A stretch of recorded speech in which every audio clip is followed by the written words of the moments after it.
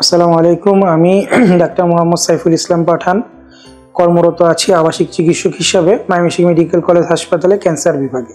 আজকে আমি কথা বলবো জরায়ুমুখ ক্যান্সার নিয়ে। জানুয়ারি মাসকে ধরা হয় বিশ্ব জরায়ুমুখ ক্যান্সার সচেতনতা মাস। সারা পৃথিবীতে 2022 সালে প্রায় 7 লক্ষ মানুষ এই জরায়ুমুখ ক্যান্সারে আক্রান্ত হয়েছিলেন, যার মধ্যে প্রায় 3.5 লক্ষ মানুষ জরায়ুমুখ ক্যান্সারে মারা গিয়েছিলেন। এ থেকেই বোঝা যায় এই রোগের ভয়াবহতা কতটুকু।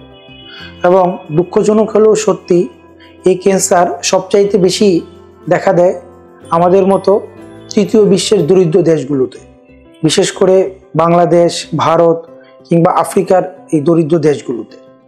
সেজন্য আমাদের দেশের মেয়েদের এবং মহিলাদের এ বিষয়ে আরও বেশি সচেতন হওয়া দরকার। যেসব কারণে জরায়ুমুখ ক্যান্সার হয় তার মধ্যে অন্যতম প্রধান কারণগুলো হচ্ছে অল্প বয়সে বিবাহ, অধিক সন্তান জন্মদান, একাধিক পুরুষ সঙ্গী কিংবা পুরুষ সঙ্গীর একাধিক সঙ্গী কিংবা অপরিচ্ছন্ন জীবনযাপন। আমরা যদি এই জরায়ুমুখ ক্যান্সার থেকে বেঁচে থাকতে চাই তাহলে এর অন্যতম একটি প্রধান মাধ্যম হচ্ছে ভ্যাকসিন নেওয়া। অনেক ক্যান্সারই ভ্যাকসিনের মাধ্যমে নিরাময় করা সম্ভব হয় না কিংবা প্রতিরোধ করা সম্ভব হয় না, কিন্তু আমাদের জন্য খুশির খবর বা আশার খবর হচ্ছে জরায়ুমুখ ক্যান্সার ভ্যাকসিনের মাধ্যমে এটাকে প্রতিরোধ করা সম্ভব হয়। আমাদের দেশেও এই ভ্যাকসিন পাওয়া যায়। সাধারণত 2টি ডোজ নেওয়া লাগে 6 মাস অন্তর অন্তর। আমাদের দেশে সরকার প্রতি স্কুল গোয়িং সমস্ত স্কুলগামী যত মেয়েরা আছে 12 থেকে 16 বছর বয়সী, তাদের সবাইকে ফ্রি এই টিকা গত বছর থেকে শুরু করেছে। এবং এর বাইরে যারা আছেন তাদেরকে নিজের থেকে কিনে এই টিকাটা দিতে হয়।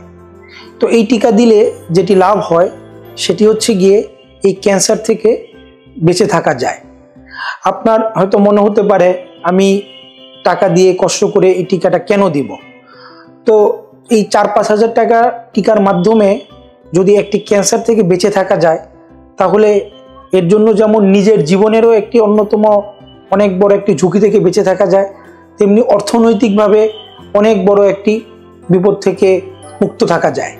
তো অর্থনৈতিকভাবে জরায়ুমুখ ক্যান্সারের চিকিৎসার ব্যাপারে যদি আমি একটু কথা বলি তাহলে বলতে হয় যে জরায়ুমুখ ক্যান্সারের যদি আমরা চিকিৎসা করতে যাই তাহলে দেখা যায় যে অনেক সময়ই প্রায় 1 থেকে 1.5 লক্ষ টাকার মতো খরচ হয়ে যায়।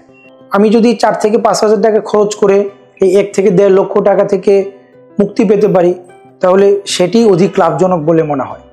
তাই আসুন আমরা সবাই সচেতন হই, জরায়ুমুখ ক্যান্সার সম্বন্ধে জানি এবং জরায়ুমুখ ক্যান্সারের যে অন্যতম প্রধান কারণ সেই কারণগুলো থেকে বেঁচে থাকি এবং সর্বোপরি ভ্যাকসিন নেওয়ার মাধ্যমে জরায়ুমুখ ক্যান্সারকে প্রতিরোধ করি। সবাইকে ধন্যবাদ।